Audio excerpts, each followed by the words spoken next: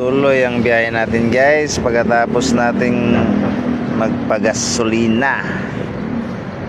Yun, Congressional Avenue na. Malapit lang dito yung BGMP NCR. Puntahan ko yung mga pinsan ko kasi nagyaya sila ng mag-inom. Tagal-tagal na rin kami hindi nagkikita. Mga bata pa kami. Tapos pumunta sila ng Manila dito. Minsan na lang sila makauwi sa probinsya. Kaya ako na lang pumunta sa Manila para makasama ko sila. Malayo din kami sa isa't isa. Quezon City sila. Tapos kami Taguig. Layo. Papasok na ako sa bahay nila dyan. Compound nila. Naligaw pa ako dyan.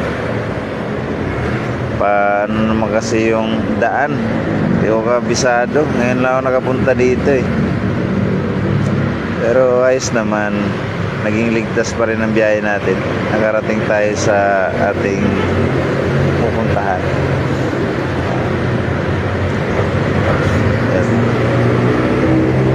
Pag ganito compound yan, marami talaga nakatambay ng mga sasakyan. Salamat guys sa panonood.